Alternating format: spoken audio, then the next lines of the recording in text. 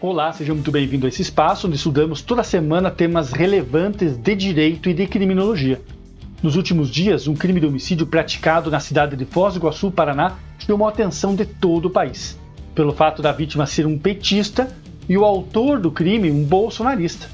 Passei a verificar, então, o emprego das expressões crime político e crime de motivação política de forma equivocada e muitas vezes até tendenciosa nos meios de comunicação e também nas redes sociais.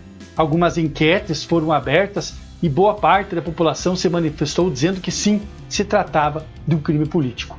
Mas agora, há poucos dias, também tivemos a manifestação da Polícia Civil do Paraná, que sua investigação preliminar destacou que não se enquadra o fato em análise em um crime político e tampouco se verifica um crime por motivação política, gerando ainda maior alvoroço.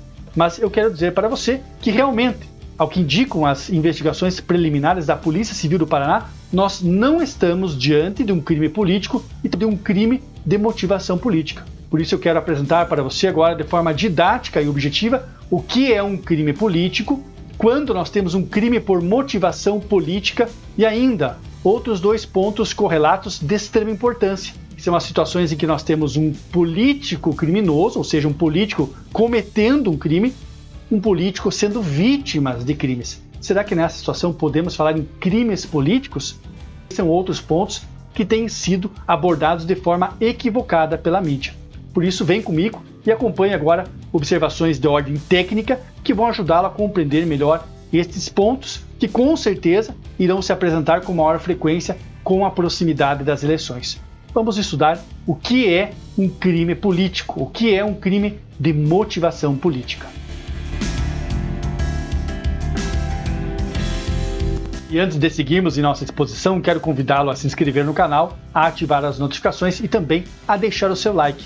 Assim o nosso conteúdo alcança e beneficia o maior número de pessoas. Eu conto com você agora e também convido-o a maratonar o excelente conteúdo que já está aqui à sua disposição. Você vai se surpreender. Mas afinal, o que é um crime político? Veja bem, de início devo esclarecer que não existe previsão legal do que seja um crime político. Sim, não há na Constituição e em lei infraconstitucional uma definição jurídica precisa, mas há um bom tempo, tanto doutrina como jurisprudência têm enfrentado essa questão, decidindo pela adoção de dois critérios, um critério de ordem objetiva, que é o bem jurídico, e um critério de ordem subjetiva, que é o elemento subjetivo especial do agente. Nesse sentido, entende-se como um bem jurídico afetado nos crimes políticos a atual ordem política, em um sentido amplo. Um sistema, então um regime, conjunto de regras, de princípios que definem e que permitem o funcionamento adequado de determinado regime de Estado.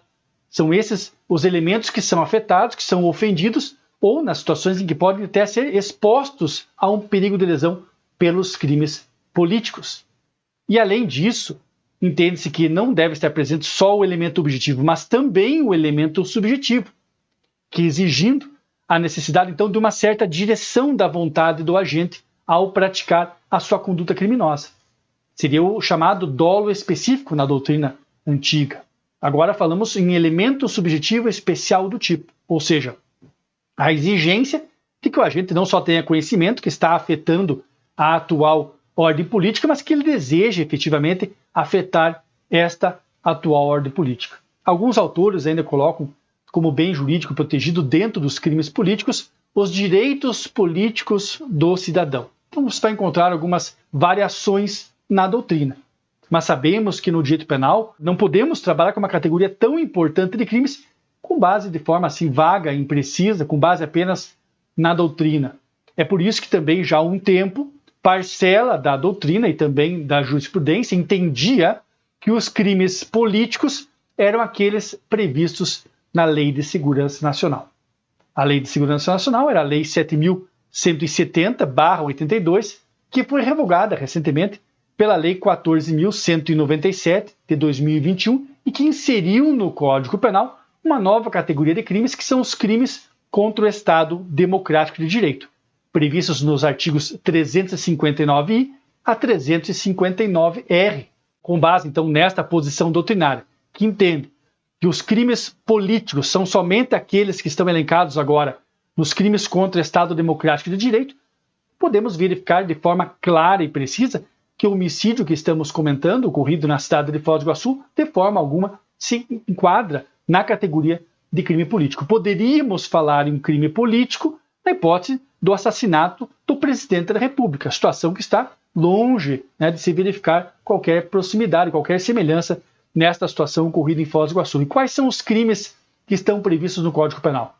Nós não iremos explicar cada um deles, porque daí o vídeo ficaria um tanto extenso, mas me permitam agora apenas uma breve referência para que você saiba quais são os crimes contra o Estado Democrático de Direito previstos no Código Penal, que, conforme então parcela da doutrina, seria o elenco dos crimes políticos que nós temos hoje. Olha que interessante, encontramos 4 capítulos. Primeiro capítulo, crimes contra a soberania nacional, como o atentado à soberania, atentado à integridade nacional e o crime de espionagem. No segundo capítulo, crimes contra as instituições democráticas, que seria um crime de abolição violenta do Estado Democrático de Direito e o crime de golpe de Estado. É interessante depois que você analise esta figura típica, porque agora sim nós temos crime de golpe de Estado. Além disso, no capítulo 3º, temos os crimes contra o funcionamento das instituições democráticas no período eleitoral, crimes que também adquirem especial interesse neste ano, como os crimes de interrupção do processo eleitoral e o crime de violência política. E, por fim, no último capítulo, temos os crimes contra o funcionamento dos serviços essenciais, estando ali previsto o crime de sabotagem. Então, são estes os crimes políticos que nós temos previstos hoje na legislação brasileira. Em que pese acentuada a reprovabilidade social do homicídio em análise, como não se trata evidentemente de um crime político, passou-se a utilizar a expressão crime de motivação política. Mas eu devo esclarecer que essa expressão, ao que tudo indica, também é equivocada. Porque quando falamos de um crime de motivação política, estamos tratando de crimes em que o sujeito ativo pratica o crime para fazer cessar os direitos políticos da vítima. Esta é a motivação em um crime de motivação política. A exemplo de um suplente que venha matar o titular para assumir o cargo. Ainda podemos falar da situação que 2 candidatos concorrendo ao mesmo cargo público, a exemplo de um cargo de governo de Estado, tem uma situação em que o segundo candidato mata o primeiro. A vítima era realmente tesoureiro do PT, mas ela não foi assassinada pelo fato de ser tesoureiro. Por isso, de forma alguma, podemos falar de um crime de motivação política. Mas agora, diante de tudo que foi exposto, você deve estar se perguntando: o fato de um antagonismo político entre os envolvidos ter levado a uma discussão que levou a um resultado morte, não será considerado pelo fato de não ser possível enquadrar este fato em um crime político e um crime de motivação política? Eu digo para você que a resposta é não. Esta situação de acentuada reprovabilidade está sendo considerada sim, porque o indiciamento realizado pela Polícia Civil do Paraná foi por um homicídio qualificado. Homicídio qualificado pela prática do homicídio por um motivo torpe. O motivo torpe é um motivo de acentuada reprovabilidade social e que justamente por isso aumenta a pena. O crime deixa de ser homicídio simples e passa a ser homicídio qualificado, que é um crime hediondo. E os crimes hediondos são os crimes mais graves dentro do nosso ordenamento jurídico, possuindo uma série de consequências gravosas que antecedem a aplicação da pena, que norteiam a aplicação da pena e que depois também serão verificadas durante a execução da pena. Ou seja, as consequências desta conduta são realmente consideradas e são graves e merecem uma reprimenda à altura. O Brasil, como Estado de tradição democrática, não pode admitir que pessoas passem a se agredir, passem a praticar outros crimes por um antagonismo político. Afinal, a democracia pressupõe a existência de vários posicionamentos político-partidários e a convivência entre eles. Esta é uma situação que não podemos admitir. Não podemos admitir. Mas é claro que dar um enquadramento técnico incorreto também não vai resolver a situação. Devo destacar que toda vez que nós temos um crime que causa grande comoção social, como crimes envolvendo crianças, crimes de natureza sexual ou crimes onde há uma certa brutalidade em sua execução, a sociedade, em geral, se reúne e clama por justiça. E não raras vezes essa ideia de justiça se resume em uma justiça rápida, punitiva, rigorosa. E esse é um fenômeno que já remonta à antiguidade. quando os conflitos sociais eram resolvidos dessa forma. Não raras vezes, em um mesmo evento, a população se reunia ali em praça pública e já acusava, sentenciava e aplicava a pena, não raras vezes, a pena de morte. Mas devemos destacar que com o surgimento do Estado Democrático de Direito, após, claro, o Iluminismo, um movimento histórico que vai demorar vários séculos, né, nós temos hoje um processo penal que existe para disciplinar e limitar o poder punitivo do Estado. Ou seja, devemos destacar que este primeiro momento, quando ocorre o indiciamento do acusado, nós temos uma investigação preliminar. Até o momento, ao que tudo demonstra, não temos um crime político e tampouco um crime por motivação política, mas isso não quer dizer que o fato deles terem iniciado uma discussão em que existe um antagonismo político entre eles, que pode até ser utilizado então como uma motivação para a ocorrência do crime, não seja considerado. Esse é um momento importante para essa reflexão. E devemos destacar que eu tenho um primeiro momento, ele sendo indiciado, depois um segundo momento, ele será denunciado e pode o Ministério Público acolher ou não esta tipificação que foi apresentada no indiciamento e, posteriormente, considerando que é um crime doloso contra a vida, este fato será ainda analisado em um processo de instrução criminal, chegando à sessão plenária. E na sessão plenária, os jurados podem ainda avaliar novamente uma série de questões que podem surgir nessas investigações. Inclusive, existe a possibilidade de uma tese defensiva, avaliando que o petista, que é a vítima, antes de ser alvejado, ele jogou pedras contra o agressor.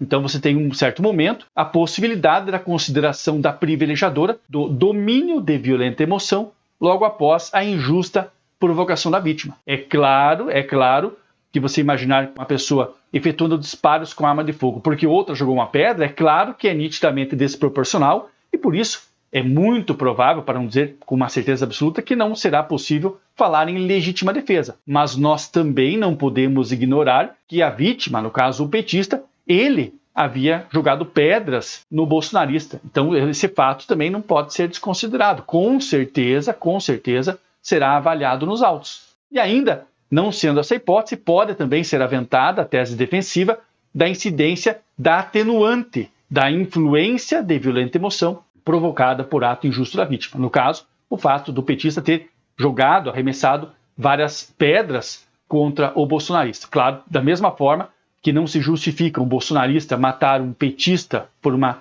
questão política, da mesma forma não se autoriza um petista a jogar pedras em um bolsonarista por questões políticas, por uma contrariedade política. Nós não devemos, claro, nós não podemos, nesse momento, justificar uma conduta em razão da outra. Nós estamos ali dois erros e é claro que existe uma nítida desproporcionalidade lesiva na conduta do bolsonarista que busca reagir àquele primeiro momento em que o petista joga aqui, arremessa pedras contra ele, contra o seu carro, e não temos ainda elementos maiores se estava com a família ou não, enfim, tem estas outras questões. Então são vários os elementos que ainda serão analisados. Depois da sessão plenária, então ainda o juiz, e depois dessa sentença condenatória, ainda podemos ter recursos, tanto da acusação quanto recursos da defesa. Ou seja, esta é uma situação que ainda será avaliada de forma racional, conforme critérios técnicos, para que ocorra a punição havendo uma condenação. Não é algo que nós iremos resolver agora em poucos dias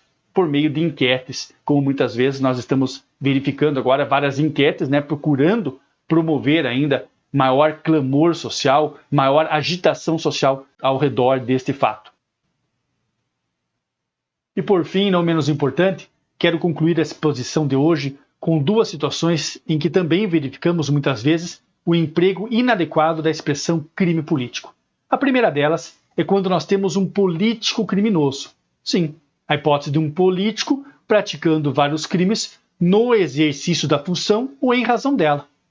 Verificamos que muitas vezes esses políticos criminosos, quando são condenados por atos de corrupção, improbidade administrativa, lavagem de dinheiro, simplesmente vão às mídias e fazem-se vítima, dizendo que estão sendo presos políticos, que é uma condenação política, que é uma perseguição política. Veja, ali realmente você tem uma grande hipocrisia e a utilização do termo crime político como uma cortina de fumaça.